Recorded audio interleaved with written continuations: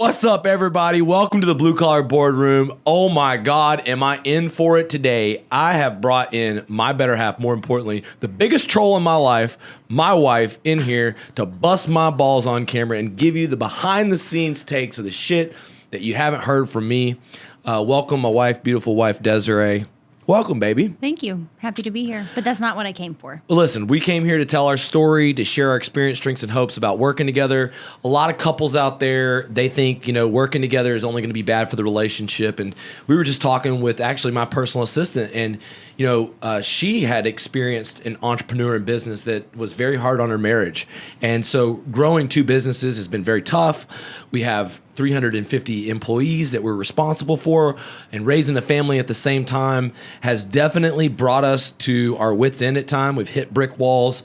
And today I can tell you that, my partnership, my wife, she's the only reason why I am where I am. And we're going to share with you a little bit of the behind the scenes, a bit about our story, about how we make it work. What Desiree does inside of our RCA is amazing. She helps me when I need to fire people. No, I'm just kidding. But seriously, core values enforcer. The real thing for us was setting up, basically, we outgrew our business many different times, but recently it was setting up the customer service department, the accounting department, the collections department, and our central office as basically the processor for growth. And my wife has been instrumental in getting all the right people in the right places and holding them accountable.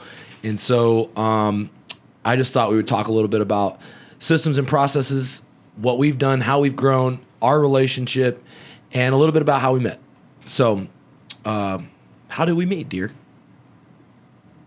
Well, it was after the hailstorm in Atlanta in 2008, I believe.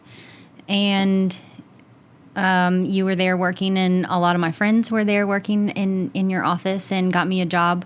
Your boyfriend worked there. I left that part out. I didn't. Desiree's boyfriend worked with my company first. And your girlfriend worked there too, if we're being fair. But I was in x-ray school and needed something to do in the evenings. And so I came in and was telemarketing after school in the evenings to make some extra money. And yeah, things didn't work out with my current boyfriend, luckily. And same for telemarketing. Let me tell you all about this room that we had going on, man. Woo! We built a little call center, and I came across a sort of like a gimmick marketing ploy to get a bunch of leads. It was fun, wasn't it? It was a lot of fun. Yep. We would voicemail broadcast thousands of homes every day with a message. You are in the path of a catastrophic hailstorm. Please press 1 for your free hail damage inspection. Hail damage is not visible from the ground. Press 1 now. Your roof may be covered by your insurance. Press 1 now to schedule your inspection. What would happen? We were getting tons of leads. We were doing really well. What was the other thing that happened? What? I don't know, when people press 1. Oh, then they got connected to us to set up an appointment. But what was towards the end most of the phone calls about? You don't remember? No. Why the fuck are you calling me for the 15th time, you sorry piece of shit? I'm on the do not call list. You don't remember what you did in that situation, what I told you to do? No, I remember that did happen some, but I also remember having a lot of luck and a lot of success with that method. As weird as it was, I remember thinking, this is crazy. What are we doing? Like this early form of Facebook advertising, broadcasting a message through a voicemail and spamming the shit out of people through, just those robocalls. That's me. I was that robocall evil spam guy. And what it taught me though was if you build it, they will come. We built a telemarketing office. We didn't have anybody in it, and we 3 months later, had it full of inside sales reps. We were creating leads, outbound leads, inbound leads. We had them coming in from all different directions. Once we built the leads, then the salespeople came. And at this time, boy, my girlfriend was rough. I wasn't doing too good in that department. Ain't no joke, okay? You might think I'm a salesman now, but you wouldn't think back then. Either way, I was at a point in my life where, I had traveled from city to city. I was all about my business, but I was also all about having a good time. And we did a lot of that, having a good time, didn't we? Yep, we did. We had a lot of fun. I think it was like the first month of us dating, I went to jail. You Remember just that? love to tell all the good parts. I went to jail like the first, what happened? We got drunk. We went to a bar. Then we ended up fighting each other. Not me and my wife, but me and my friend. No, you and your friends were not even really fighting. Y'all were playing around in a random parking lot, and the cops came. So We all went to jail. not me. Oh, nice. Everybody but me.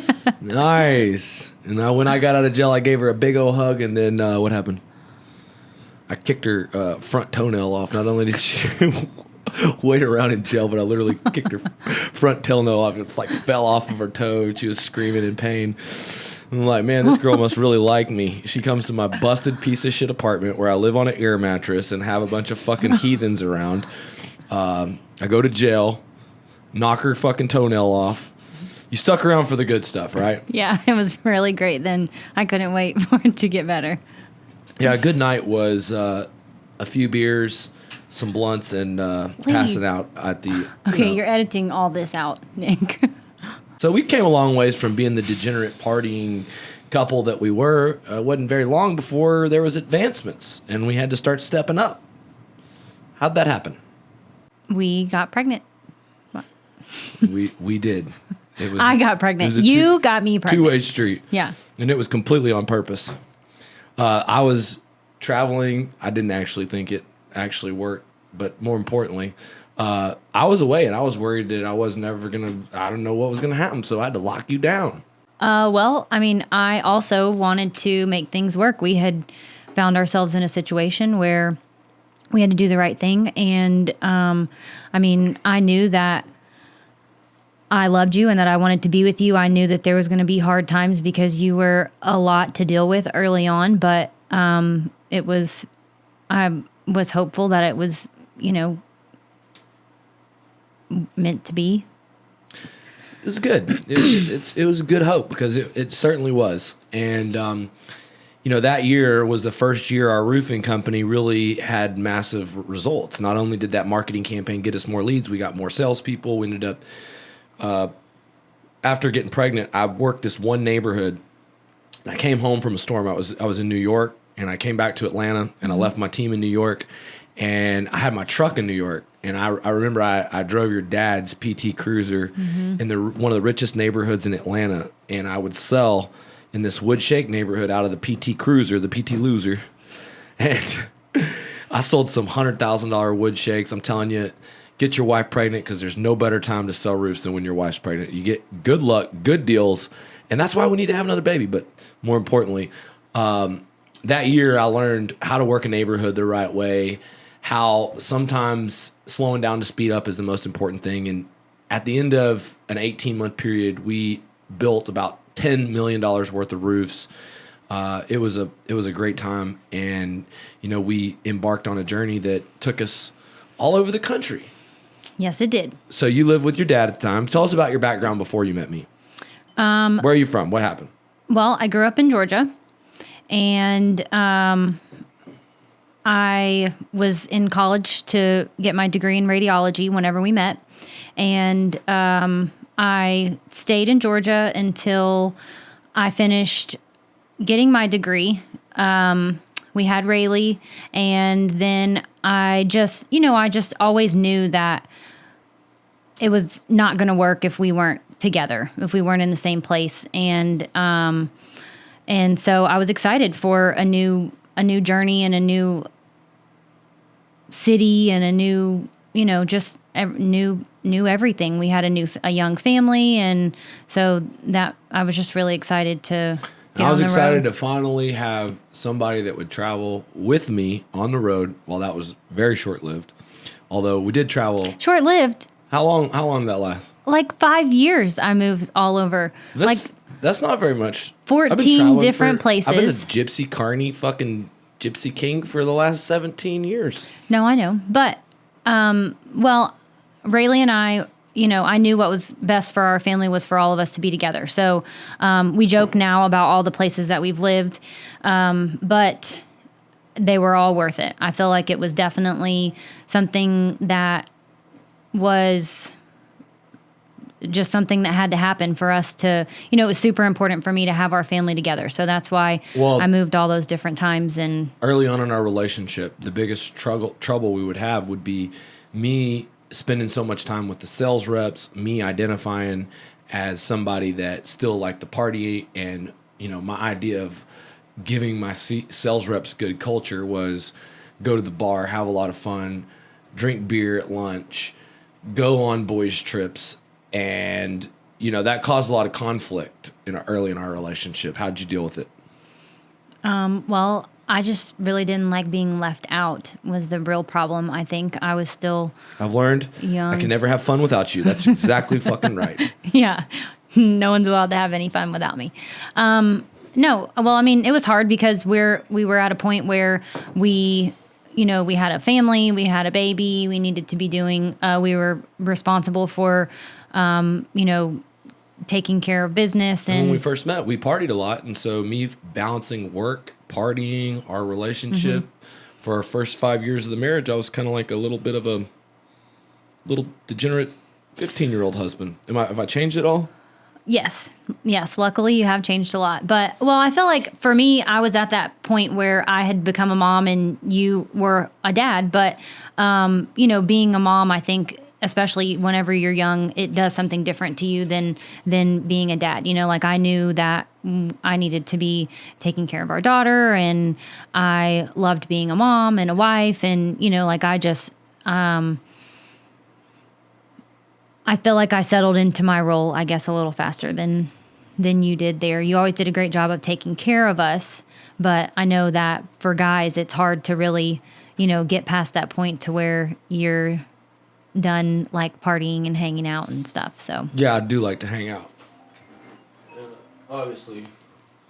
Oh, got our friend here. Let's hear it. Let's hear what the roofing inside has to say. Hey, buddy. How are you? All sitting here doing a podcast with my wife. How are you? Good. Are you live? No, not live, but just doing a little podcast with Desiree, sharing our behind-the-scenes story. So we're in the middle of telling our story, and we get a phone call from Roofing Insights. The wonderful guy put me on the cover of the magazine, Dimitri. Here's the deal. There's always people that want to cancel us, that want to point fingers and say we're not legit. And that's what you get for being a public figure. I am out there putting myself on the internet. I'm selling content. I'm coaching. I fully expect all this negativity. However, you've got these people that just love to incite a riot. They just like. I feel like that's like most of America right now. I know it is, dude. It is. We live in a society. I call it a crabs in a bucket society, where if your friends are more successful than you, then it's your job to pull them down. Or, you can celebrate your friends' accomplishments until they're better at some things than you. Then you got to start tearing their building down so that your building's taller than theirs. There's a lot of that going on, but yeah. More importantly, I guess we can get back to the subject at hand here. So we were talking about traveling around, and at that time, you kind of, were taking care of our little kids. You started in the roofing business as a telemarketer. You got the insight on how to set appointments. We'd go door to door. You kind of understood the sales aspect of it. But it was when Rayleigh got to be year, 2 years old, 3 years old, you got back into office management and helping around the office and helping with billing, helping with insurance. And so talk to me about, when you first started getting into the office. Do you remember where we were? Was it? Yeah, my first office that I was running was in Novi, Michigan. Oh, that's right. Right after we moved to Novi. And remember, Carly came with us. And, oh, yeah, that's right. And lived with us and helped with the baby and stuff. So that was awesome. But yeah, I think that was really, like in Georgia, I feel like working together was always like fun and exciting. And that's when you went from like a sales to like a management. You went from like, worker to partner. Yeah. And so you like that part.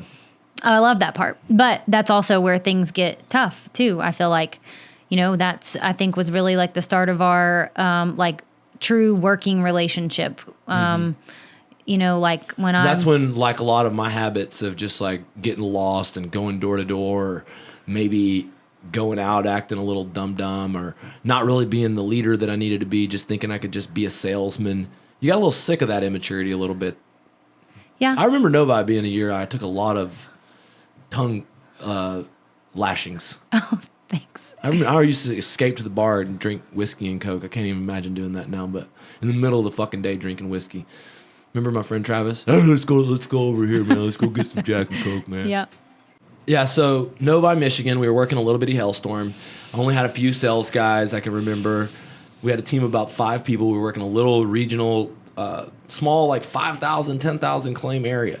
And at that time, I was out door knocking. I was out, doing everything I could to keep the sales push going, but we just didn't have enough people. I know we had a production manager, an office manager, about 5 sales guys.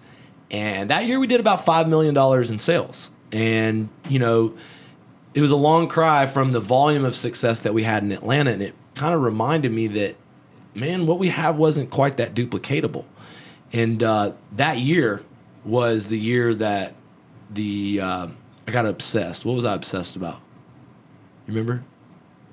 You remember?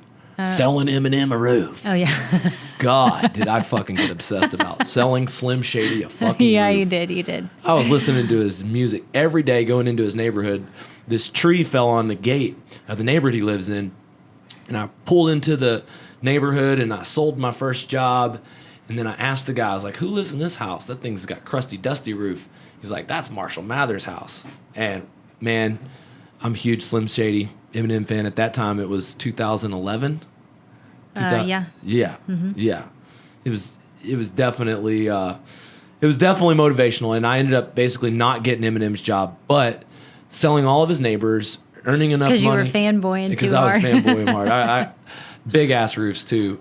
Most important thing was I fucking wrote a blog about it, and it was the first piece of written content I put on the internet. And if you type in Lee Haight sells Eminem a roof, you'll find a blog from 2010 or 2011 that I wrote and posted on the internet.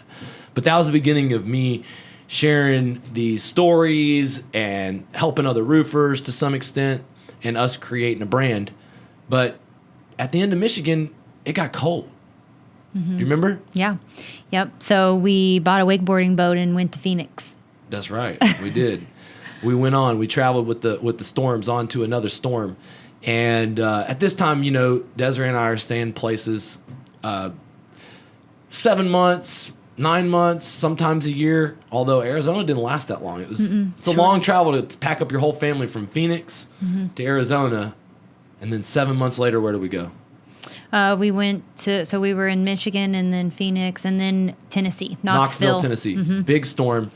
Again, that one was we started to capture momentum. We had 20 guys in Arizona. We go into Knoxville. That was my favorite. Oh, dude, Knoxville, Tennessee is a beautiful place. If you're from Tennessee, oh my God, this is only Tennessee. But more importantly, that place has got some beautiful water, some great place, and it was wiped out by a storm. That year we did big volume. We got back up to 10 million over a course of about 18 months, but low profits. Remember, what'd you do? Do you remember what was going on around that time? What do you mean? Well, more challenges. For the first time, we'd start getting a bunch of people involved, a bunch of overhead expense. We were managing managers, and we had friends that were working for us that they were either doing what they were supposed to do or they were not. And we were having to hold the line or hold the people accountable. And I was also still kind of in immature roofing sales mode and not quite the CEO. So I got in trouble a lot. That's when you used to tell me, I'm sick of you, I'm done. Don't you remember? Oh, well, some of that. I'm so sick but of to be fair, loving all these salesmen more than you love me. What the fuck is wrong with you? Well, and also I remember working really, really, really hard in Knoxville. I remember working lots of hours. I was probably You just thought I was out fucking off. Huh? I was probably tired. You were tired? Yeah, I was a young mom. I was working a lot of hours and still trying to find time for myself and navigate a new marriage. I mean, most people at that point in their marriage don't Let me even tell you have a story kids yet. that really kind of showed my maturity as a roofer. Okay. We had this boat, and we would go wakeboarding and find any excuse we could to get out there to go wakeboard. And there was a storm coming in, Tropical Storm Lee. And, you know, it was like I didn't fucking watch the Weather Channel, because me and the production manager, my best friend, were out hitting the waves. We're surfing, we're fucking wakeboarding, here, all the while this tropical storm is coming in. And yeah, we're building a bunch of steep-ass jobs. We're building big roofs. We got fucking huge jobs under construction. And we're in Tennessee. Why the fuck should we be paying attention to hurricanes, tropical storms? Well, what had happened was, remember that day? I don't remember this. Oh, my God. I can just remember the first calls coming in. Is this about a roof? Because my mind's going we to... flooded houses that day. We had leaks all over. All hell broke loose. And I could just remember thinking, what the fuck were you doing out on the lake? Enjoying peace of mind before a damn storm came in. You should have been buttoning up all your jobs. And, you know, that's just sort of where my mind was. I could sell. I could recruit. I had a team. But I just wasn't quite mature. How old was I at that time? I don't know, probably 2012, 28? 20, yeah. See, I'm a slow learner, okay? And I'm slightly immature. But that's okay. Many of you blue-collar entrepreneurs just like me. That year was tough. We at that year we had a software, Claim Express. My dad developed it, was ready right when Atlanta was coming along. And by that season, it was really working on all cylinders: the leads, the projects, the accounts receivable, sell, build, collect, run your business from a phone. And we were preparing during the off season that year to go to a conference to sell our software. In Orlando. I can remember that was one of the first big investments into a roofing conference back in 2012. And here we are running a roofing business, having challenges. I'm an immature leader, and my dad's got this big vision to sell a software and scale it. We weren't quite there yet. We didn't understand internet marketing. We didn't understand how to sell software. But I tell you what, the software was good. And what did you think about us trying to do so much back then? When we were honestly not making more than $250,000 a year. We were doing millions of dollars in business, and in Knoxville, Tennessee, there was unprofitability in jobs. We still had a lot of inefficiencies in our business, and we were trying to sell softwares and fix other roofers' problems. What'd you think? Well, I mean, for me, I feel like looking back on it, we were just doing everything that we should have been doing. Now I think like, wow, that was a lot of different things going on, and we had our hands in a lot of different areas. But I mean, truthfully, we were just young and working hard and doing everything we were supposed to be doing. So I mean, it didn't even seem like it was a lot then. It just seemed like the only way to do it, like running the office, setting up for the events, just, I don't know. In hindsight, it seems like it was a lot, but really at the time, I don't even remember thinking like, man, this is, because it was fun. Like, I think we were having fun doing it. There's a law in the art of war that says basically if you split your focus on two different things, that your ability to focus is split in half and your ability to get the jobs accomplished are split in half. And no. You should focus on doing one thing at a time. Use all your resources on that one thing. Oh, Finish man. it. I love when you read things in a book and then like they're things that I've been saying to you for a long time, but then after you read them in a book, then they're real and it's like official. Yeah. But if I said it, it's bullshit. Yeah, it's bullshit. You're absolutely right. Everything you say is bullshit. But I've kind of had this kind of burden on me from 2012, and I can remember I think we spent $150,000 taking everybody to the conference. That was the conference where we met David Kelly, and we made a friend and a business partner and a future production manager and general manager partner. But more importantly, we found like spending all this money at a conference didn't guarantee that you were going to have massive success. And we left really disappointed that we didn't have tons of new users and customers, and we'd spent hundreds of thousands of dollars. And here I was, a roofing company really struggling with profitability now, added debt to the business and wasn't getting the sales to keep up with the debt. And so even though we had massive success, even though we had a young family, we were still desperate because we had to, 18 months later, pack it all up and move again. And I think we went to Nashville, and then we went from Nashville. Where did we go from Nashville? St. Louis. St. Louis. St. Louis was fun. We got into a war with my uncle's company. Dustin and James, the guys that work with our company now, were our dreaded enemies. And we went, the people over there wanted to beat me up back then. Everybody thought I was stealing their jobs, and they wanted to find me and whoop me. And that being said, that year was a year where I kind of started selling more commercial jobs. Knoxville, we sold the big eight apartment complexes off of residential door knock, but it was in St. Louis where I was calling. It was that one guy. Remember him, Ron Noble? I called this guy. It was the first time I saw a commercial business owner. Looked him up in a software to find his cell phone number. Sold him a project, and it led to like a whole bunch of referrals. And I got a bunch of big players in town, and we ended up with a small team doing a lot of business at a decent profit margin with a good operator, and it was a good year. Again, though, storm chasers, and the problem with storm chasers is it was a very competitive market. There's constantly scaling up, scaling down problems. So when you're scaling down, you're getting out of a storm. If you don't get out of there fast enough, you lose money.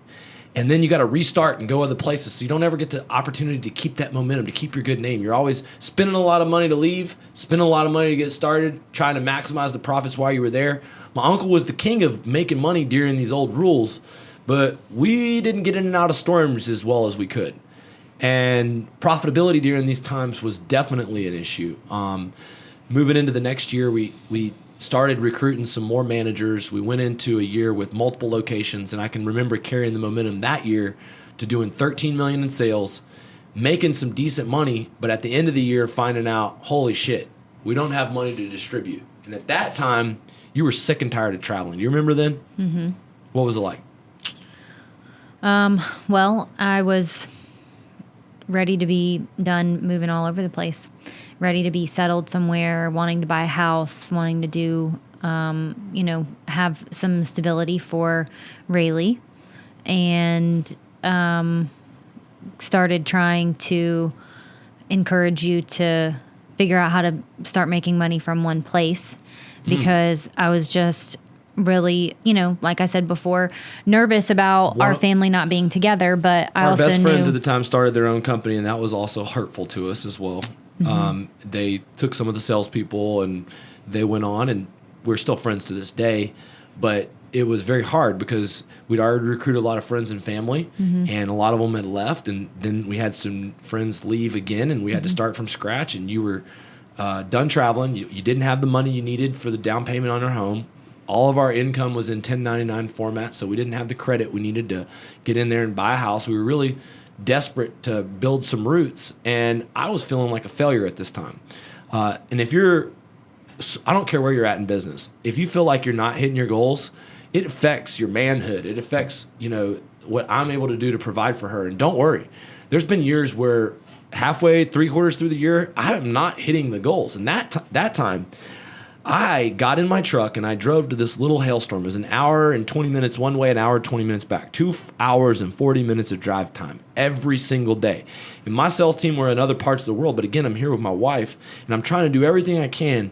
We're living in a rental house to make at least one deal that would double our income in the last 3 months of the year. And I did. I kept going to this retirement home. Walked in, made a friend with the manager. She reached out to the regional, ended up doing a 1,000 square job, and used the money to put a down payment on our home. And that just reminds me that, dude, if you want to double the amount of income, profit, results of this year in the last 3 months, join us for the fourth quarter sales challenge. We're fixing to start. It's going to be a 2-day live event. All you have to do is comment fourth quarter on the comments. We'll get you access to the page, to the group, to the 2-day live event. But the winner of this contest, the guy who can best implement my system, is going to win $10,000, a ticket to the Blue Collar American Dream Conference, and you're going to be crowned the fourth quarter sales challenge champion on stage.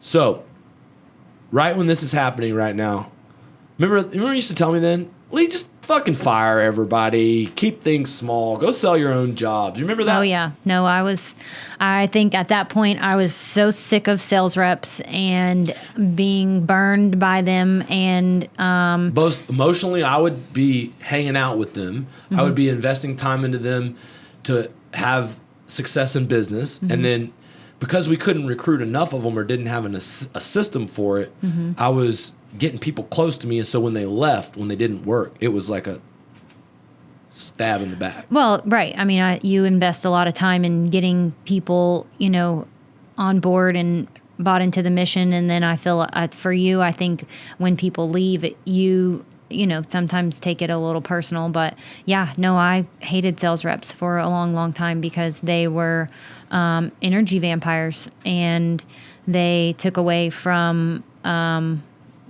it took me a long time to really realize like what are the positive things that they bring to the business, because My husband is a show off. The sales reps give me somebody to show off to, and it gives me good energy to be able to help and train. The first time I went out and had a sales rep in my passenger seat of my truck, I sold 5 deals in a day. I realized, man, if people are watching you, you do a lot better. And so during these time periods, I guess I had this bright idea that at that time I was kind of obsessed with Grant Cardone. You remember? I was reading Grant Cardone back in Knoxville, and he said, man, if people don't know you, they won't flow you. And you remember the first time I told him that I was going to invest money in? Do you remember when I was hitting you up about that? You never discouraged me. No, not really. I for whatever reason have always been I feel like I've always been not always, I'm sure there's been times where I haven't been, but pretty supportive for the most part of, like crazy things that you want to do. But I thought that was crazy, but there was some other tough stuff. My uncle passed away. We dealt with we had at this time 2 kids. My son had been born. A brand new baby. Mm-hmm. And our financial livelihood, even though we were making a lot of money, it was pretty much a joke because we were spending it all. We were traveling. Our quality of life was down. Our business's bottom line value was there, but a lot of times the cash wasn't there. And at this time, I was at a crossroads. Well, I think that's where we really started to realize too that we wanted like bigger things for ourselves in life. Like, we wanted to be able to scale the business. We wanted to be able to buy nice things. We wanted to be able to drive nice cars. We wanted a nice house. And, like it was just that in between spot where we knew that we were going to have to work a lot harder to get to where we wanted to be. But for me, it was really weird because I was also in this spot where I just wanted to be with our kids, and I was tired of working hard, and I was tired of traveling around, and I was just like thinking like, I feel like we've sacrificed a lot. It should be a lot easier at this point. But actually picking yourself off of the ground, restarting is 10 times harder than you think it is. And sometimes pushing the ball up the hill will make people just quit. Like sometimes you're not making progress, but you got to put one step in front of another. And that's what I did. I read a book called Good to Great. It helped me with something called the Hedgehog Concept, to identify what I was most passionate about, what I could be best in the world at, what drove my economic engine. It inspired me to get a coach. And when I spent the money with Grant, it was more of a desperation because my uncle had passed away. And I wanted to kind of replace my entrepreneur uncle that had passed away with Uncle G. And he's a goofy guy, but at this time he wasn't as popular, famous, or rich. And I did get a little bit more access. And I got access to create content in his studio. I got access to his marketing team, to his copywriters. I put them to work on my behalf. I spent a lot of money. And 9-10 months into it, I told everyone, I'm going to be getting a roof job out of this. I'm going to make it all work. You just watch. And the returns weren't there. And I'm feeling pressure now because I've put myself on the internet as an expert. After I started paying for this training, I realized I needed to start creating training myself because we were paying for used car training when we needed roof sales training. Mm-hmm. And the biggest challenge was figuring out how to duplicate what Grant was doing and make it work for us. For the roofing industry. Mm-hmm. And at this time, I had a lot of these challenges, man. My uncle was a lot more successful than my dad. There was people like Elsie who came up in my uncle's system, had built a $100 million roofing company. All the people that were around me, there's a lot of people more successful than me. So why am I the one that's going to be the person who's coaching everybody? It's because I was most passionate about it. It's because I love to create the content. It's because I love to see people's lives change, and I do that more than I do it for the money.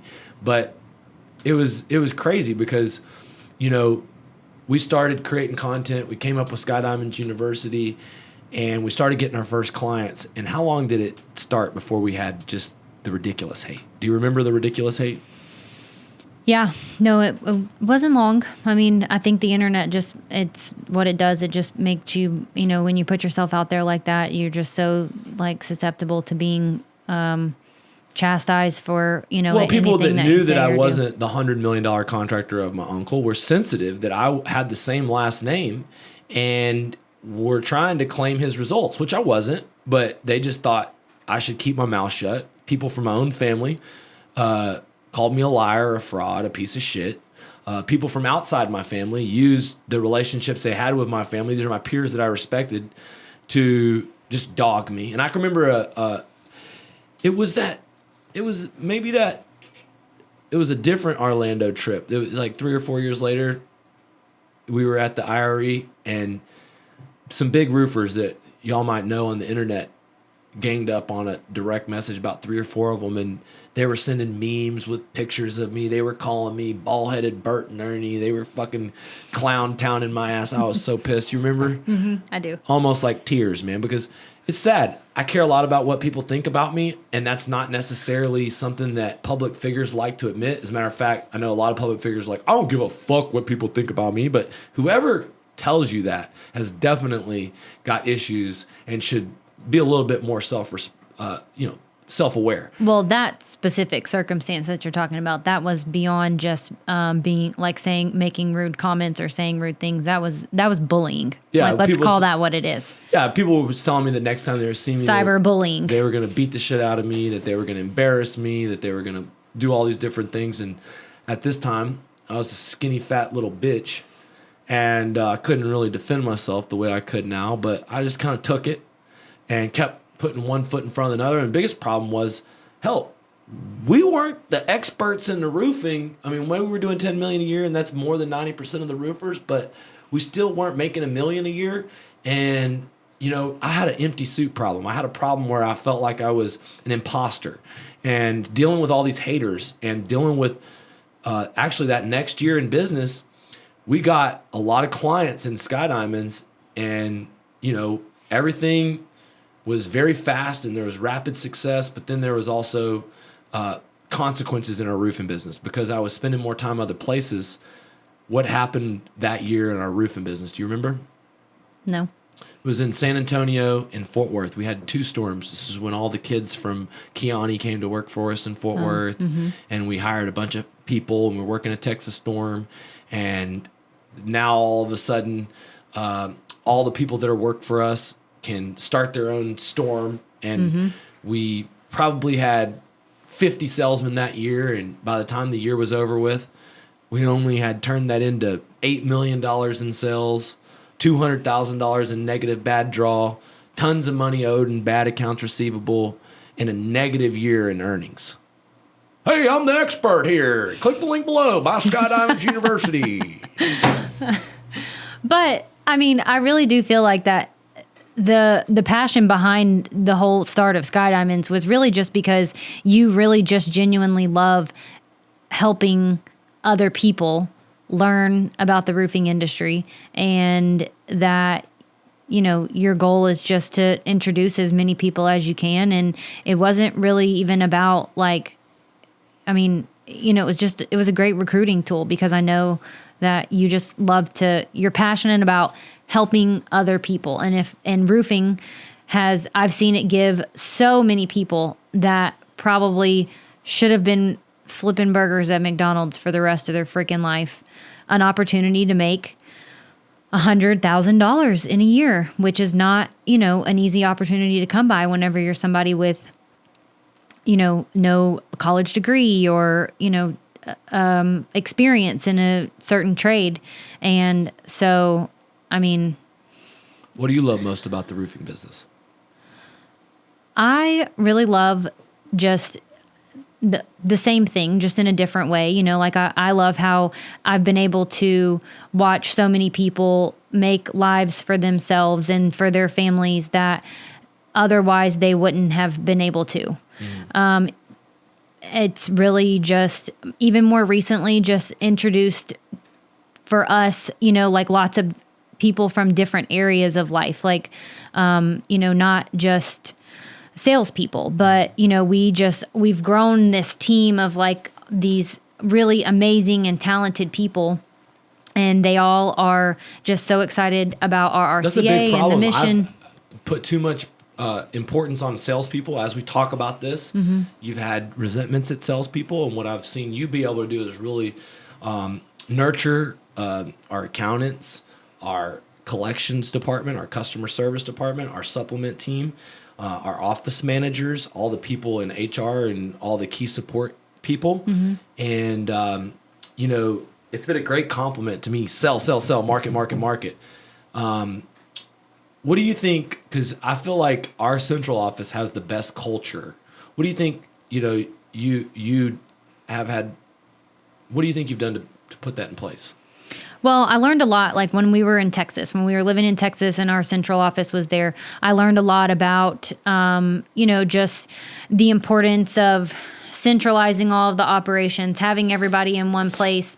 And even, you talked about Grant Cardone. That's something that I really admire about, their organization, is how they have this, headquarters, Well-oiled machine at headquarters, where they have everyone there that's working off of the same sheet of music every day, and they are, all working towards the same goals and things like that. It's really hard to do, having offices in all the different places and just different people in different areas of the country. And so it's hard to get everyone on the same page. But so I learned a lot about creating a central office, and, how one should feel whenever we were working that storm in Texas that you were talking about. And we had, a really great team there. We had a telemarketing department again in the back, and just things like that. But the office that we have built here in Naples, I really feel like is just like, you're right. It has awesome culture. We have so many great people, and I feel like it is super necessary for an organization to have, everybody working out of, a central location, and being able to communicate with each other, and, feeding off of each other's good vibes, and, being able to go over to the next department whenever you have something that you need to brainstorm about and things like that. So that was, we were in that smaller office here in Naples, and I always knew, and really, I love where the Naples office is at now, but, I have bigger dreams for it, as far as like a headquarters and things like that. So, yeah, it's really exciting. It's very, very exciting, because we've already outgrown our location, and really in our story, we're only to year 2017. At this point, at 2017, I'm out there on the internet. I have a business. I've been through a tough year. Our family is great, but there's a lot of pressure on me individually to make it. And at this point, at that point, you were traveling again. So you had the roofing stuff and the sky diamond stuff, but also, you were going back and forth to like Boston, or I was going to Boston. We went to Las Cruces, but after Las Cruces, there was a hurricane, and the reality was, we had money tied up in insurance companies. We had money tied up in accounts receivables. I had bills. I couldn't pay, because it was really because I didn't have enough leaders. It was because I didn't have a lot of reasons. I didn't have the recruiting system that I had. I didn't have the training system that I have. I didn't have the lead generation system. I wasn't fully focused on holding it all together. See, in the past, whenever I was doing everything like Dick Van Dyke and Mary Poppins playing all the instruments, we could move along like an orchestra. But as soon as I would turn my head, the whole thing went to shit. And so going in 2017, we were in church one day. We were in debt. One of the supply company credit lines was shut down. There was a big storm, and I didn't know how I was going to do it. And we had a really good church, and shout out to the Creek Church in Fort Worth, north side of Fort Worth, because pastor there really touched me. And it was that point where I really kind of gave my finances, my mission to God. It kind of dawned on me that I was doing a good thing by giving back to the industry, by facilitating the success, by doing what we were trying to do. And that I just needed to keep doing it. And that this too shall pass as long as I keep putting one foot in front of the other. And so, it wasn't an overnight thing, but I can tell you that I can look back and see the pressure lifted off my shoulders. At that point, we were in Denver. I sold a big commercial account, did about 10 commercial jobs for Tom Yang, made a friend and a mentor, and talked this guy into giving me $300,000 cash. And actually then talked him into helping me buy my first apartment complex. And with the money that I got from Tom, I went to Florida. And even though I'm on the internet and people are saying all kinds of shit, I just put one foot in front of another. First hurricane, it wasn't even Irma. It was Hurricane Matthew. It was with Dustin. We got Dustin to come on. See, I didn't even know at that time that you were going through all those different things. Because, I was, after the storm in Fort Worth, I had kind of been like checked out. I was home with the kids. I was, being the room mom. I had a little baby. You were traveling. I would go to Miami with Jeremy. We were very disconnected. We would create online training. I'd be reading books by Frank Kern and Russell Brunson. I'd be learning how to do all these webinars, do these video ads. Back then, I was trying to figure out how to set up my own automated marketing systems, and I knew nothing. And I had to go out there, find the knowledge, pay the people, and do the work. Yeah. Well, I remember some, of course, the start of all the skydiving stuff, because that's really when I started to get back more involved. But all of like that, the roofing stuff, like you were talking about the struggles and that you were going through and being in church and, just asking God for help. That was, I don't even. See, the thing is, guys don't really share how much of a burden with their wife, the financial, because really, if I'm not providing for you, a lot of times I'm not emotionally there for you. I'm not as connected as I need to be. I could be better around the house. There's so many different things I could do better. So if I'm not protecting, if I'm not providing, I feel like an ATM machine that's not fucking working, Like, you feel like, I tell you what, I don't know what comedian said that we live in a society where the ATM is the church and that you're going to hell when it says zero. But that's about as hell as it gets. And more importantly, when you're a man, sometimes you view yourself like you're just that machine and that's your only value and that's your only worth. And so, look, this, not to say that all this didn't happen exactly for a reason, but a storm happened in Florida after and the thing is look, we're creating content on the internet now. We're getting in front of people. We're starting an email list. When Desiree said this was for recruiting, I was able to sell a product, but more importantly, I was able to get in front of Grant Cardone's audience. I was able to advertise on the internet and start creating content because I was selling a product, and that did get me more known, and it did get me more people into my business, and I did start figuring out how to use social media to recruit, which did solve our problem, which was great. Now I had a different revenue stream that wasn't tied only to my dad, and I had recruits coming in and managers coming in. So new storm happened in Florida. We had no money. And if you want to grow your business but you have no money, you got to use other people's money. But you don't ever have to stop fucking growing your business. And when this time you're living in Texas, when did you decide to move to Florida? What made you decide you wanted to move here? Well, we always knew that we wanted to be in Florida. It just didn't ever make sense for us before. Remember whenever we were starting to look at houses in Texas, I kept finding myself on Zillow in Florida. I really knew I wanted to be, I loved going to the beach as a kid. I loved going to the beach with our kids. I knew that I wanted our kids to grow up at the beach. And so, whenever the hurricane happened and you were here working and I was in Texas, I was jealous. I was pissed about it. And so, I was like, we got to get there.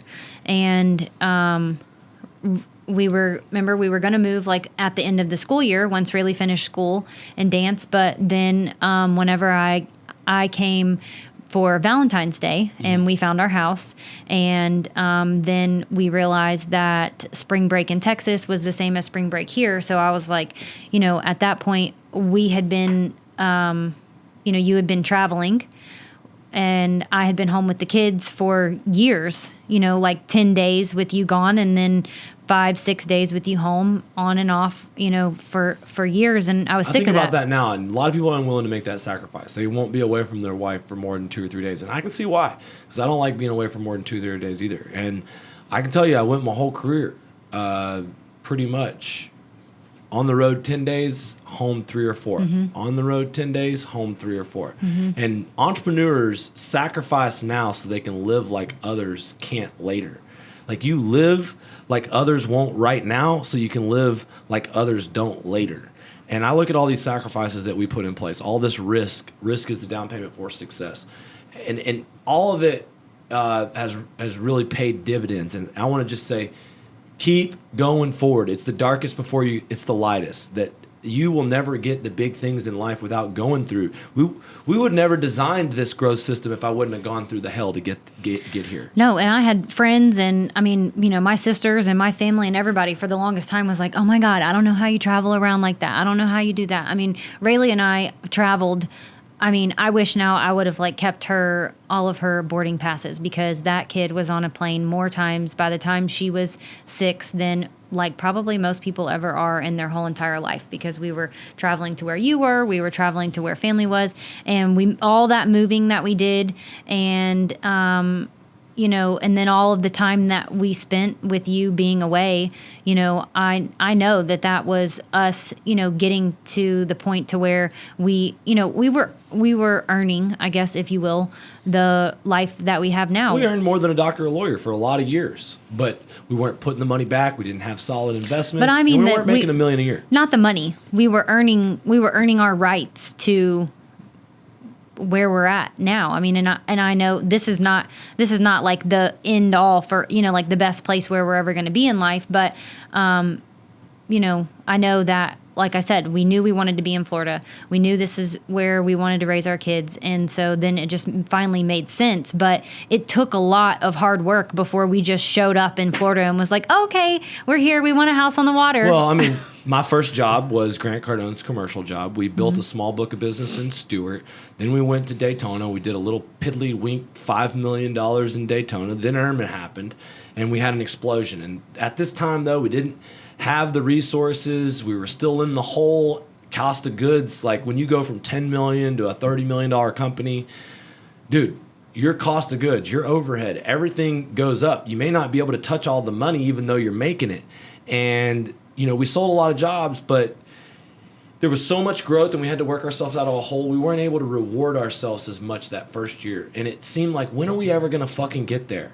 And then a year and a half went by and we're building jobs and we're growing and everyone thinks that we're on top of the world, and we're not paying ourselves fucking millions of dollars now. And that was when I faced the first real betrayal here in Florida, when we had these sales guys where we got strayed from our core values, strayed from our systems. We had insurance. There's a lot of insurance requirements in Florida. And if you want to be honest, one of the biggest and most stressful things I've ever been through is not being approved for workman's comp insurance, not having legitimate insurance, being a risky roofer, meaning any sales guy, any worker, any employee gets hurt on the job and they get hurt bad, they could take everything. And I had lived my whole life. We had PEO insurance, leased employees. It's a little bit like cheating the system a bit. And here in Florida, we got caught. First time we got popped with a $200,000 fine. Second time we got popped with a 6-figure. Third time, we're getting our business shut down. There's a lot of people that are depending on us. We're on the internet as experts. And people are saying, we're worried that everything's going to come crashing down on our heads. Mm-hmm. At this time, me and my wife are seeing marriage counseling. And it was tough for us, wasn't it? Mm-hmm. Yeah. What was the hardest part about that? Like having success, knowing we were doing great, but not being able to hold it. Well, I mean, I think there's a lot of hard parts to it, not just one hard part, but, just feeling like that you're working so hard. The people that work with you don't work as hard as you do. They think that you're making money hand over fist, and they get jealous, and really you're making a lot of sacrifice. Your business partners, my dad, he's always been a little difficult. Both me and Desiree are completely sold out all in, and him trying to basically interrupt and disrupt the direction we're trying to take it. And us not having our core values defined, our mission statement defined. We didn't have weekly meetings at this time. We weren't leading our team based off of numbers. I was a leader, but I still was sort of an immature sales manager type leader. Even this was not that long ago. This is only like how long ago?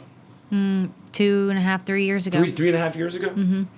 Yeah. Now maybe I'm being a little hard on myself. You are.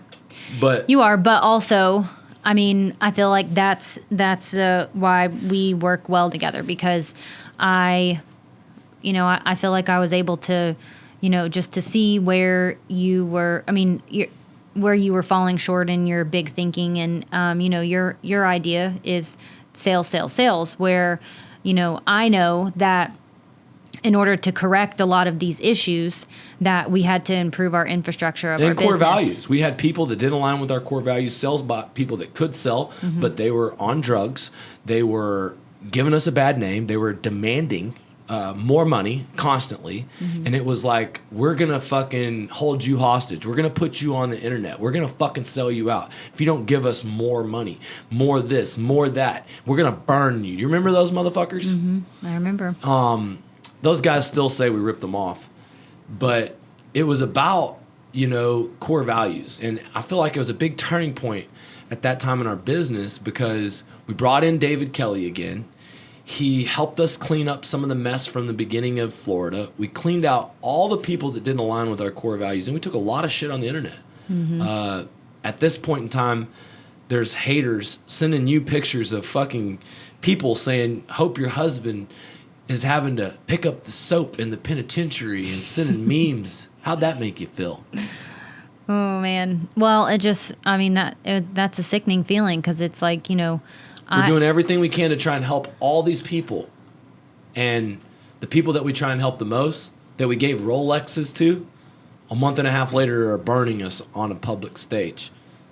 Oh, I could... Does this podcast want to take that turn? We could take a whole podcast. Yeah, go ahead. That. Take that turn. Part 2 coming up. No. I know that there's a lot of controversy in the roofing industry, and I know that people love to hate on you, but I know that, at some points we do have to respond, and we have to,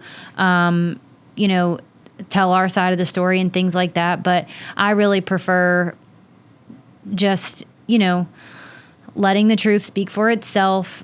A lot of these people that have, had these different things to say about us and how we do business, they haven't been truthful with themselves, and whether or not if they earned the money that they were demanding. No, as a matter of fact, like there's that. a fucking interview coming out on Roofing Insights, and we know for a fact, because Dimitri just called us, that lady accused us of being a Ponzi scheme. And then fucking Dimitri says, hey, so you're a forensic accountant? What proof do you have? She has, I don't know, no proof. I don't have any pictures of accounts. I don't have nothing. I have nothing. I was just saying that.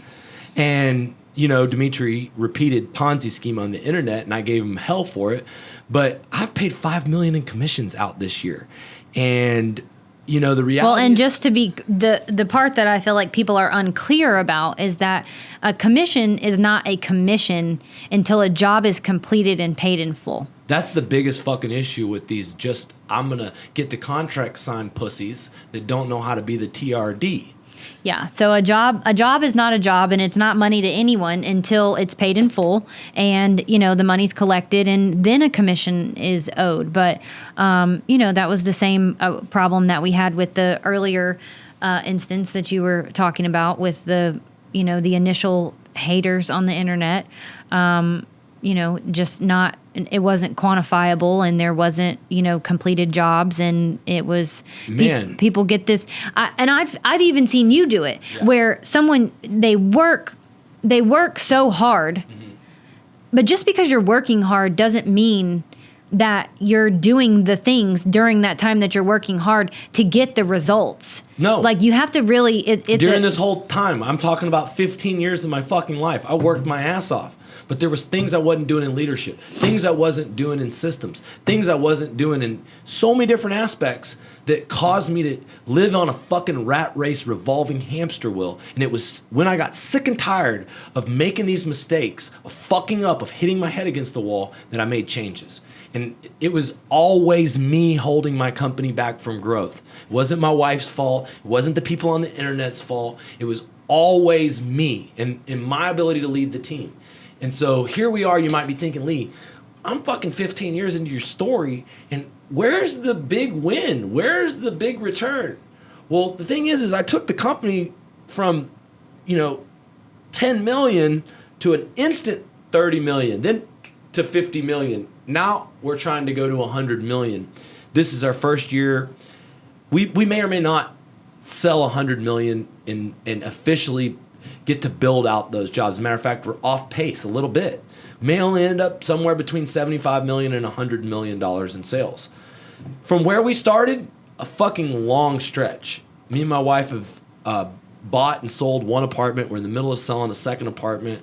We got a very good place and a great investment here in Naples on the water. More importantly, we have 350 employees.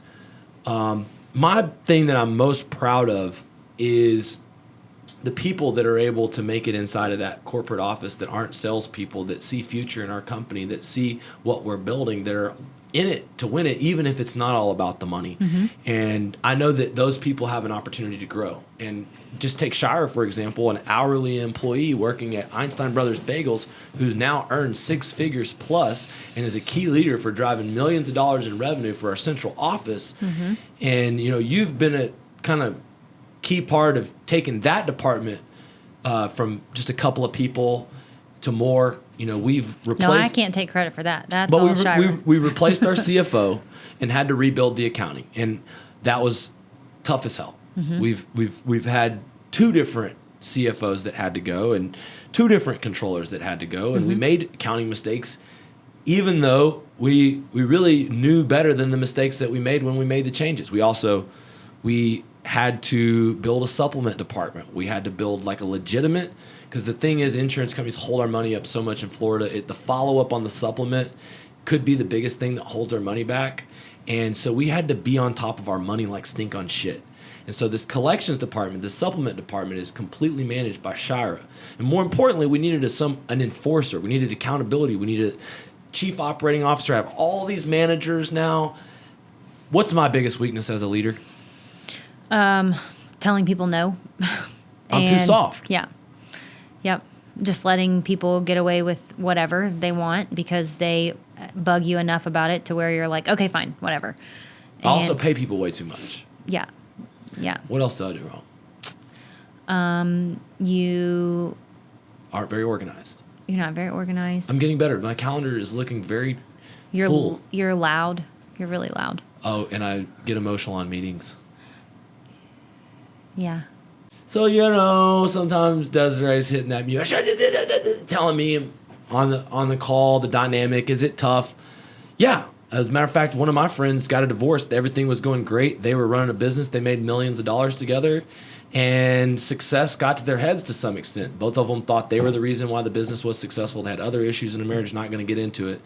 But how do we avoid that? Well, we weren't always really great at it, but I would say that more recently we've been really good at just, like whenever it's time to end our work day, and we still have some slip ups sometimes. I know, we'll talk about things in the evening, but because we're both so passionate about what we do, that sometimes things will come up. Sometimes we talk about work too much. Right. Like I'd like it if once we were in the bedroom, no work. We don't talk about work in the bedroom. Yeah, you do. You talk. No. Yeah, I do. About to have sex and you bring up a topic I don't like, and then I say the wrong thing, and then I don't get laid. No. Yeah, you try to tell me something I don't agree with in business, and then all of a sudden I'm fucking not getting laid. Well, should have had a better answer. No, I'm just kidding. No, don't ask me them questions. I don't know what you're talking about. Okay, that's weird. But yes, avoiding just talking about work after working hours, and also starting the day on the same page. Starting the day on the same page. I'm like Dory. I ask what you're doing. How often? like 5 times a day. You ask me what you're doing like 5 times a day sometimes. Oh, that makes me look real smart. And then also, and then also just, doing things to focus on ourselves. Like, you are doing your boxing and jiu-jitsu, and I'm training for my half marathon, and, just doing things to really focus on personal development and that. Personal development for us, working out, is a big deal. It's also a big deal for us to be on the same page spiritually and reading books. I mean, you reading books, trying to advance personally, us spending headspace with ourselves. I don't know if you do the meditation, but, I try to. You see me in the shower, you're like, the fuck are you doing?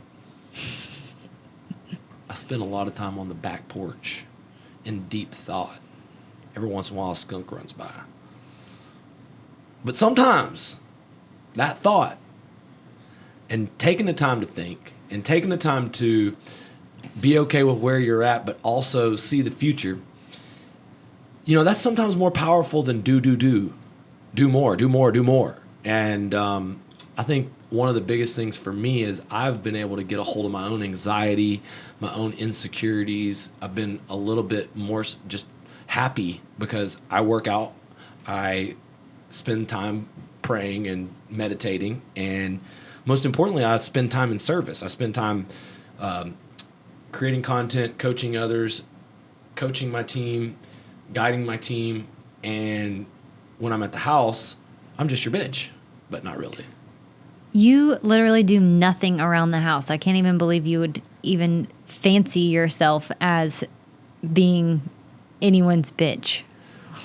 Well, nothing. Let me tell you something, guys. I made a huge breakthrough and got What was it?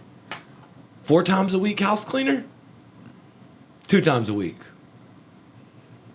Could never get her done until we had someone to do our laundry. And you still can't even just take out the trash. Oh, come on. I take out the trash? No, you don't. You shove it in there until the lid's open, and then the dog gets in it. Then you take out the trash. Listen, I'm getting my balls busted at home, at the job, during the morning meetings. Welcome to my fucking life, okay? More importantly, this woman, she helps me put one foot in front of another, and we're going to have a lot more podcasts where we go through our entire, challenges that we deal with, people that we deal with, issues that we deal with. And like Desiree said, she's got an upcoming deal, half marathon. One of the best times for us here recently is when, we'll go out on long runs and, we'll just talk, whether it's us walking the dogs or us running together. Spending time in activity is a very positive way for us to connect and get on the same page. Yep. We did really good going to church together. We gotta do a better job of getting our family back to a real church. Working out together is great, but there is something else about being able to celebrate the victory, because when you weren't involved with the business, you were saying you were disconnected. You felt disconnected. Now there's more tension because maybe you think something needs to be done differently than I do, but we're more connected because we're sharing. Like, I'm most passionate when it comes to hobbies, business, about growing a roofing business. Mm-hmm. That's what I like talking about. That's why it's not work for me to coach roofers. Mm-hmm. So now we talk about that. Mm-hmm. And you get sick of it? I used to get a lot more sick of it. I think that for a long time, I didn't pursue what my career was supposed to be. I thought I knew that I wanted to be in the medical field, and I feel like I spent a lot of time like trying to reach a goal for myself, and then I didn't ever get to do the goal. And so for a long time, I felt like, that the roofing stuff, that it was your thing. And it wasn't your thing. That it wasn't my thing. And so I feel like that it did create a lot of resentments for me for a long time. And, I always just kind of, in the back of my mind felt like I was, I wasn't doing these things for me. I was doing them for you. And then, it took me a long time to really realize that I was doing them for me too. I was doing them for us. I was doing them for our family. I traveled all the places. I ran all the offices. I collected all the money. I, did all the things so that I sacrificed my things that I wanted so that our family could be together. I had, when we moved here from Texas, remember, I was thinking I wanted to go to school when we got here to get my license to be an esthetician, and I wanted to open a spa, and I wanted to do facials and all this kind of stuff. And that's just not really what made sense for our family. So even still, I had again given up something that I wanted to do, the roofing thing. But that's just always what kept us together as a family. But, it really wasn't until we decided to turn the Naples office into the corporate office where I really started to feel like more purpose in what I was doing. And it felt more like growing a team, and it felt more like leadership, and it felt more, that's when I really started to feel like it was for me, Yeah, and this is like a year and a half to 2 years you've been focused on building this team, and you got to a point now with all the different department heads and people running everything that you recently took your office and moved it back home. Mm-hmm. And that kind of was a real kind of a monumental moment. What does that represent? Well, I mean, for me, it feels like, I was able to really just kind of look at our team that's in our corporate office and say, wow, they're all doing a great job.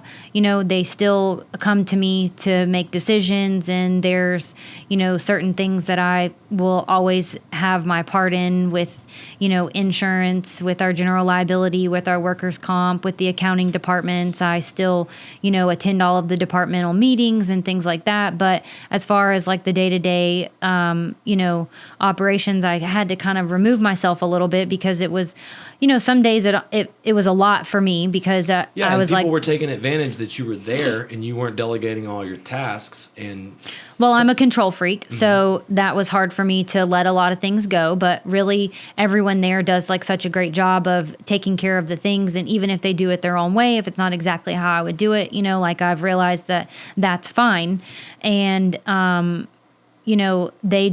wasn't doing them any favors by making myself so available because they weren't doing, it's great that, they need to be doing their own critical thinking and figuring out how to solve the problems on their own and things like that. And, I don't, I shouldn't be a crutch for decision making and things like that. We have a whole team of some really great people, and they're able to make their own decisions. So, it felt really good to be able to just know that I trust everyone that's there to make their day-to-day office decisions, and I can kind of remove myself so that I could work on the business rather than so much of being in the business, and really just focus on some higher level stuff to be able to help everything to continue to grow. Recently, your best friend's growing up mom, she became my assistant, and we basically run our Tuesdays and Thursdays meetings, but we also have a sales management meeting, an office managers meeting, a accounting meeting, HR meeting, an HR meeting, production meeting, mm-hmm. And we have all the one-on-ones, the financial meetings with all the GMs. Mm-hmm. And so through being on the same page with the core values and understanding everybody's 90-day goals. Mm-hmm. Now, we got to constantly do a better job of keeping the team on our vision, of constantly measuring their progress with numbers, of giving them boundaries of what to expect versus what we don't tolerate. And I think together, the biggest improvement in our business has been our ability to lead. And what I've seen from you is that you've stopped worrying about it being your thing or having all these resentments at salespeople, and you said, wow, there's a light at the end of the tunnel. All this hard work, Sky Diamonds has a chance to do, $5 million plus in revenue. Our RCA, $75 million to $100 million in revenue. Our businesses are worth millions of dollars. We've paid ourselves millions of dollars over a period of time, and we've made investments and protected our wealth. And, none of this would be possible without us growing our business, then breaking it and almost losing everything, then redesigning a solution and then going all in on that solution and then moving forward. One of the biggest things that you've done to help us from completely fall off the track is the insurance. So walk me through how you saved us from getting shut down by the state of Florida and how you make sure everyone's protected at our RCA. Well, I didn't do it on my own. We have so many great people on our team. One thing I did do was I basically attached myself to our agent for about 6 months, like I was, their coworker, and learned everything that I could possibly learn about what we needed and, what the consequence was of not doing the things how it was supposed to be done. So we went through like a whole year with our first year with our standalone policy, and didn't really, I wasn't really involved with as much of like getting that set up. But then once we switched agents and I had someone who was more accessible, I just learned all the different things about like, what the terminology was, about what the policy limits were, about what the coverage was, about how you can be exempt from paying work comp on a crew versus having to pay work comp on a crew, or issues crews do to try and cheat the system that insurance companies don't like. Yeah, I learned how to look at a certificate and what's the difference in a good cert and a bad cert, and look at someone's policy and to understand if it really covers anything or if it's just something that's going to get them through. And the biggest reason why we're afraid of a standalone policy is at the end of the year they audit all of the labor that you spend, and if you don't have workman's comp on your crew, what happens? So like in the state of Florida, there has to be work comp paid on every dollar that you pay to a sub. And so either they're paying it through their policy or we're paying it through our policy. Someone's paying it. And as we know, in the roofing industry, there are a lot of subcontractors that try and do Game the things not exactly correct, or they're just kind of flying under the radar. And then but at the end of the year, whenever you have a standalone policy and they do an audit, then they look at every single dollar that we've paid to a sub, and they look at the ones that we've paid the premiums on and the ones that we haven't, and then they send you a bill for what you didn't. And that whole first year where we had an agent that wasn't in contact with us and didn't teach me anything, I didn't know, like we didn't know what we were supposed to be doing, what we were supposed to be collecting from them. It was a shit show at the end of last year. Shout out to the Furman agency, Tyler. How can they get a hold of Tyler? Comment below, Furman Insurance, and we'll get you hooked up with our man Tyler. Yeah, Tyler's great. So he taught me so much, and like answered every phone call, and explained to me how to just make sure we were doing everything and that we were compliant. Because, aside from materials and labor, insurance is our next highest expense in doing business in the state of Florida. So it's just super important that you learn how to do Tyler all that. told me a story about one of his clients that had a worker fall off the roof and he didn't die. He got hurt, he got paralyzed, and that company had to pay for that uninsured worker Millions of dollars, because not only did they have to pay for all the medical bills, not only did they have to pay for everything. Well, he was a quadriplegic. Yeah, he was a quadriplegic, and so he basically had all of his meals, all of his housing for his entire life. And I was blessed that never happened to me before I had the right insurance. And now I'm not going to mess that up, as far as following the rules and being compliant so that everyone is protected, because it's a big liability whenever things like that come up and they could put you out of business. If you have hundreds of people depending on you, it really shows basically lack of real care when you take too much risk and everyone else is dependent on you. So I wouldn't be able to be where we're at if it wasn't for you stepping up and doing that. But, well, my dad helped a lot too. Yeah, he did. He did an amazing job. Now, I want to kind of explain what's different about us. I've kind of roundabout told y'all the most of the story. We've left a lot of shit out, but in this whole transition, number one, we built a recruiting funnel. We built a brand on social media, and we found a way to attract top talent. We figured out if people don't know you, they won't flow you. And through this like larger than life approach to facilitate everyone else's success, God has taken care of us by giving us great people. That's step number one. Step number two is we were just door to door and word of mouth. We chased storms. To evolve from storm catcher to storm chaser, you have to learn how to advertise for profit. And so whenever I hired Grant, one of the biggest things I learned was not just sales, but marketing. And I learned all of his marketing coaches and I applied all their knowledge. And now we can get as many jobs as we want off of social media, as many jobs as we want off of YouTube, off of Google, off of direct mail, along with our door-to-door. More importantly, the leadership, the core values, the systems, all those things, they had to be in place because keeping everybody in line is a lot harder than you think. And a lot of people are scared to grow because it's usually one of three things that are holding you back. It's either your beliefs, you think getting too big is bad, or you're going to fuck up because you don't know how to manage money, or maybe you're like a guy that says if you're over the $5 million a year, that's too much. Your beliefs have to change if you want to get your goals, or your skills.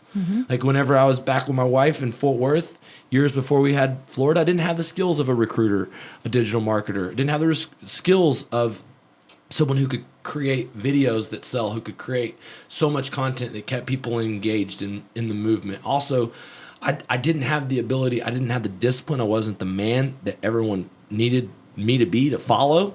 And I had to become a better leader. And many of the things came together, but most of the thing I'm most proud of is all the people. That's my superpower is the team. And so the biggest difference between us being a fledgling $10 million a year company and one of the fastest growing companies in America doing $100 million a year, generating 9 figures in results for our clients, is that this unrelenting force where I want to be the best version of myself, where I want to pay for coaches, I want to learn from my students, where I want to implement new systems, try them out and make them work. And I gotta give all the credit to God. I gotta give all the credit to my wife. You know, my dad, he taught me a lot growing up. There was a certain point he couldn't lead me past. And, you know, real quick, I wanted to ask you, kind of wrapping this podcast up, what are some tips that you can give our audience members about working with their spouse or about being married to your spouse for a long period of time? A lot of people in roofing struggle with divorce. A lot of roofers go on the road and they can't help themselves. They whether they go to the massage parlor or the strip club or the fucking bar. Listen, I don't hang out at the watering hole in any form or fashion. It's how I've survived these 11 years. I don't fuck around. A lot of you do. Look, karma will come back and bite you in the ass. But besides that, what are some good tips you might have for these roofers about staying married and how it's a lot cheaper to keep her? Well, so I think that some good tips for staying married is just to always communicate, even if it's, you have to figure out a way to have some healthy conflict sometimes, the same as in business, because things have to be discussed. You have to, make sure that you are being a good listener and a good communicator.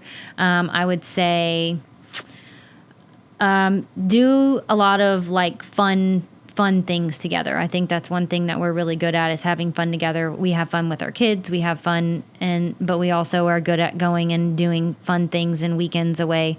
We got a vacation just today, six G's. We going Jamaica, baby.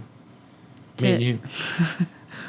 I think, that's something that your mom always stressed very early in our relationship. Well, dude, I listened to Ed Milet and Andy. They say we never fucking took vacations. We never took vacations. That's bullshit. We've always, during this journey, made time for... I mean, we don't always go by ourselves, but we do. We have always gone and done a lot of things. I mean, we do vacations with other people too, but we also, even if it's just one night or 2 nights where we go to Fort Lauderdale or Miami for the weekend, or when we were in Texas, we would go to Dallas and go to a Mavericks game and stay, at a nice hotel downtown or something like that. Just really taking that time to, spend together with undivided attention and just take the time to reconnect, I think is super important. And, you are always reminding me just not to take things so seriously. Like everything really is is not that big of a deal all the time, and and take the time to focus on yourself as much as you're focusing on your spouse. No, I think that's a good one because recently you've been doing a lot more personal development. You've been reading all your own. Well, see, here's the thing about that is that I have actually been doing those things for a long time. Oh, okay. So you're better at it than me. No, that's not what I'm saying. You just now, because you're also doing them too, are noticing that these are read the the things. business books. I just didn't read the. I know, but you didn't always the do Jesus and the workout. Well, right, you didn't. I made money. I know, but that's not what it's all about. That's not the only thing. You now are realizing how good it feels to take care of yourself, which for you means going to the gym or, going to jujitsu or meditating or doing things like that. Again, your mom taught me very early in our relationship that it was important for me to, because I was a young mom, because I was a working mom, because I was a wife, because I was doing, all these things for everybody else all the time. I think that it's very important, no matter what stage of your life that you're in, you can find things to do that are less expensive. You can do things that are extravagant, but, going and getting a facial or getting a massage or, just going into the spa and sitting in the sauna for a little while or whatever, just like doing things for yourself. I think that it's super important and helps you, like everybody, just to stay like more sane. And, but I appreciate that you are now noticing the things that I do for me because, I think that you're noticing them more now because you're starting them just to do them for yourself too, which I'm super proud of you for that. I'm a slow learner. So late to the party, but that's okay. Late to the party. The Love Languages book. It took me like 4 years to understand it. I still don't understand it. That was not in the Love Languages book. I know, but the love language that my wife listens to most is servitude. So like she would acts love of service. it. Mm-hmm. She would love it if I really was her little bitch at the house and put a little apron on and just fucking cleaned and vacuumed away. That's not true. She would love it. But if you would clean the garage, that'd be great. Okay. So there's that one tip. I don't do that well. I could do that better. Mm-hmm. I do find out what you're doing for the day, what your interests are. I do always know what's going on, even if I sound like Dorian. I'm asking you the same thing over and over again. I think it's because you're not listening the first no, time you I'm always ask. listening. It's I'm just always for listening. good measure. It's always listening. But you're not actually listening to the response. But okay. Being interested in the stuff that you like is also something that is, an extra. Like what? Yeah, it's a good thing. I was just thinking as I was saying that I was full of shit. Like what? Tell me more. Let's see. What do you about like? the things that I like? What do you like? Let's see. Home goods? Nope. Oh, okay. If you could pick 5 things that describe me, what are they? Goods. Let's see. Moving shit around, like reorganizing shit. Nope. Rearranging? You don't do that either. What else? Vacuuming? Nope. Let's see. Getting my nails done and pedicures. Nope. What else? At least you know the things that I like. What else are you're missing a couple? The things that I like to do. Like flowers. Flowers. Yeah. Yes. Man, my whole life I've been getting my ass beat. You don't ever think about me to give me gifts. Not special gifts. You're not a gift giver. God, you make me sound like such a terrible person. Well, no. I just think you could order more flowers. Like, there's probably like an app on your phone or something, and it's probably really easy. Look, I'll tell you what I do. I tell everybody every chance that I can get that she's the only one responsible for my success. Okay, I'll take that. I do try and give credit and recognize her, whether it's through a social media platform or from stage or from Facebook Live, and that goes a long ways. It does. Date night has been something that we haven't been as disciplined to as we could be, but we try to go on dates at least once a week. I mean, it doesn't happen every week, but we have a lot of fun together. And recently it's been working out and talking business, and the one thing that actually she used to be resentful and jealous and kind of mad at me for growing our business and being all in our business now has become sort of our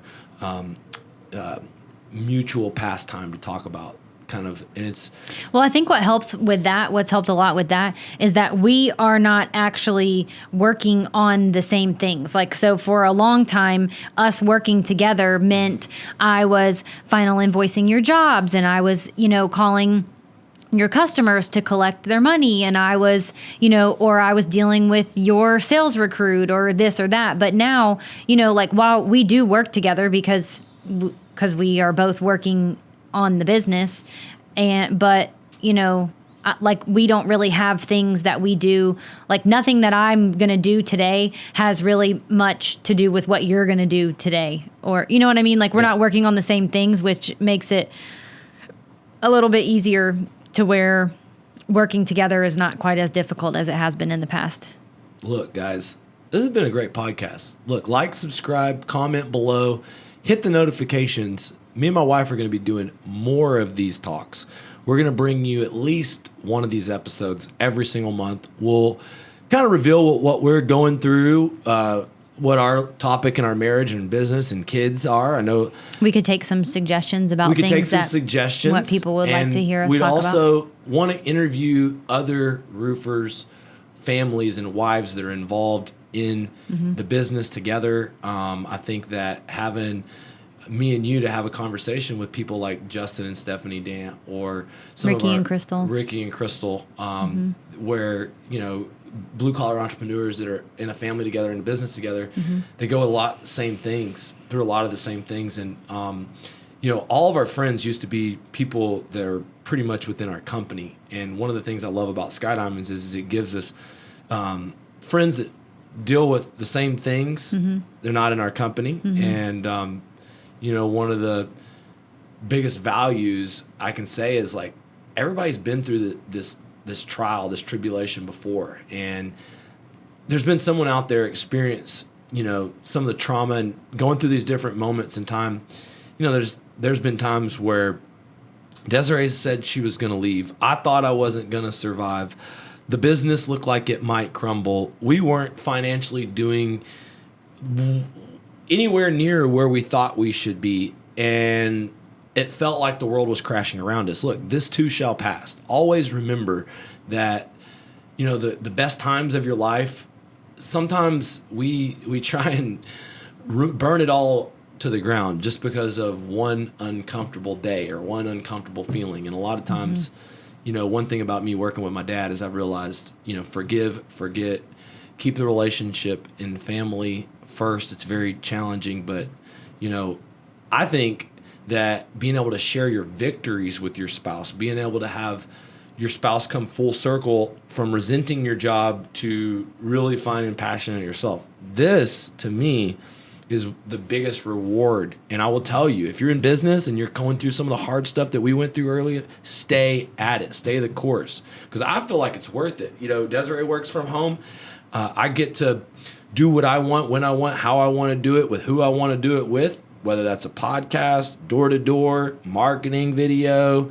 I do what I want in my business. And, my kids now, they have a dad that has enough people on his team where for the next 10 years, I can dedicate all of my extra time to my family. And being here for my family is something that, my dad and my mom, they were building their careers. They were paying for our lives, and a lot of time that meant time away from home. And I'm definitely going to spend time away from home, but I'm very grateful that that's my choice.